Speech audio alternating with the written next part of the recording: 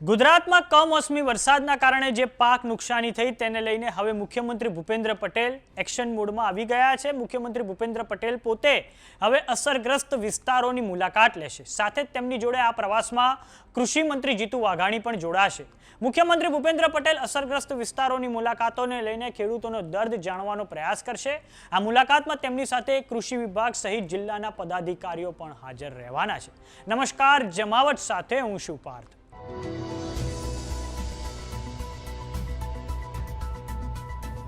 ગુજરાતમાં 25મી ઓક્ટોબરથી જે કમોસમી વરસાદનો રાઉન્ડ શરૂ થયો તેમાં રાજ્યના 10 લાખ હેક્ટર જેટલી જમીનને આ માવઠાના કારણે નુકસાન થયું છે, જેને લઈને મુખ્યમંત્રી ભૂપેન્દ્ર પટેલ એક્શન મોડમાં આવી ગયા છે। તેઓ હવે પોતે અસરગ્રસ્ત વિસ્તારોની મુલાકાત લેશે। ગીર સોમનાથ જિલ્લાના કોડીનાર તાલુકાના કડવાસણ અને જૂનાગઢ જિલ્લાના માળિયા તાલુકાના પાણીદ્રા ગામોના અસરગ્રસ્ત ખેડૂતો સાથે પ્રત્યક્ષ વાતચીત કરીને સ્થળ પરની સ્થિતિની સમીક્ષા મુખ્યમંત્રી ભૂપેન્દ્ર પટેલ કરશે। સાથે જ ગીર સોમનાથના કડવાસણ ગામની મુલાકાતમાં મંત્રી અર્જુન મોઢવાડિયા અને ડોક્ટર પ્રદ્યુમન વાજા તથા જૂનાગઢના પાણીદ્રા ગામની મુલાકાતમાં રાજ્યમંત્રી કૌશિક વેકરિયા પણ મુખ્યમંત્રી ભૂપેન્દ્ર પટેલની સાથે જોડાશે। આ મુલાકાતમાં તેમની સાથે મુખ્ય સચિવ તથા નાણાં વિભાગ ઉપરાંત કૃષિ વિભાગના અધિકારીઓ જોડે જ રહેશે। સાથે જ જિલ્લાના તમામ અધિકારીઓને પણ હાજર રહેવાનો આદેશ આપવામાં આવ્યો છે। આ ઉપરાંત કૃષિ મંત્રી જીતુ વાઘાણી પણ મુખ્યમંત્રી ભૂપેન્દ્ર પટેલ સાથે આ અસરગ્રસ્ત વિસ્તારોની મુલાકાતના પ્રવાસમાં જોડાશે। થોડાક સમય અગાઉ મુખ્યમંત્રી ભૂપેન્દ્ર પટેલ દ્વારા પ્લેટફોર્મ એક્સ પર જાહેરાત કરવામાં આવી હતી કે રાજ્યના વિવિધ જિલ્લાઓમાં છેલ્લા કેટલાક દિવસોમાં થયેલા કમોસમી વરસાદને કારણે ખેડૂતોના ઊભા પાકને વ્યાપક નુકસાન થયું છે। કુદરતી આપત્તિની અણધારી આફતમાં રાજ્ય સરકાર પૂરી સંવેદનાથી ખેડૂતોની પડખે ઊભી છે। રાજ્યના મંત્રીશ્રીઓએ પ્રત્યક્ષ વિવિધ વિસ્તારોની મુલાકાત લઈને ખેડૂતોની સ્થિતિ જાણી છે। તંત્ર દ્વારા પાકને થયેલા નુકસાનની સમીક્ષા અને સર્વેની કામગીરી અત્યંત ઝડપથી હાથ ધરવામાં આવી છે। હું સતત આ સંદર્ભે મંત્રીશ્રીઓ અને અધિકારીઓની સાથે સંકલનમાં છું। ધરતીપુત્રોના હિતને સર્વોચ્ચ પ્રાધાન્ય આપીને રાજ્ય સરકાર ખેડૂતોના નુકસાનમાં સહાયરૂપ થવા માટે ટૂંક સમયમાં એક રાહત સહાય પેકેજ જાહેર કરશે। તો હવે આવતીકાલથી મુખ્યમંત્રી ભૂપેન્દ્ર પટેલ જૂનાગઢ અને ગીર સોમનાથની મુલાકાત લેશે અને અસરગ્રસ્ત આ વિસ્તારોમાં ખેડૂતોનો દર્દ સમજવાનો પ્રયાસ કરશે। તો પાક નુકસાનીના કારણે જે રાહત પેકેજ જાહેર કરવાનું છે તેને લઈને સરકાર જબરજસ્ત રીતે એક્શનમાં આવી ગઈ છે।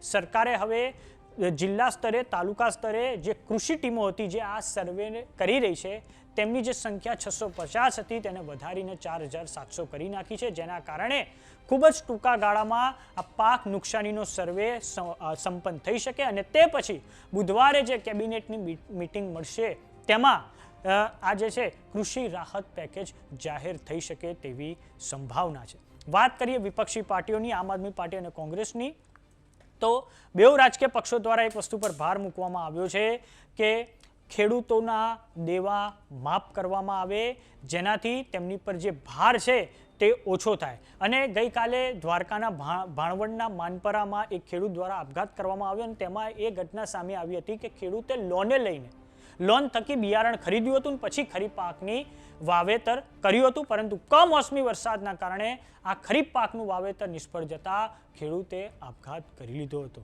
તો હવે આમ આદમી પાર્ટી અને કોંગ્રેસ દ્વારા એક જ માંગણી કરવામાં આવી છે કે રાજ્યમાં દેવું માફ કરવામાં આવે। અને વાત કરીએ પડોશી રાજ્ય મહારાષ્ટ્રની, તો મહારાષ્ટ્રમાં ભાજપની સરકારે ત્યાં અસરગ્રસ્ત વિસ્તારોમાં ખેડૂતોના ધિરાણ માફીની જાહેરાત કરી છે। તો હવે મુખ્યમંત્રી ભૂપેન્દ્ર પટેલ આવતીકાલથી ગીર સોમનાથ જિલ્લાની અને જૂનાગઢ જિલ્લાની મુલાકાત છે, જ્યાં તેઓ અસરગ્રસ્ત ખેડૂતોને મળીને તેમની સાથે સંવાદ કરીને ગ્રાઉન્ડ પર જે સ્થિતિ છે તેની સમીક્ષા કરશે અને તેમની સાથે અધિકારીઓનો કાફલો, જિલ્લાના પદાધિકારીઓ સાથે જ મંત્રીઓ પણ હાજર રહેવાના છે।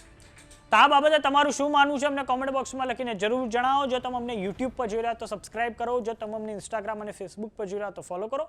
સાથે જ અમારી વોટ્સઅપ ચેનલ આવી ગઈ છે, જોઈન કરવાનું ના ભૂલતા। નમસ્કાર।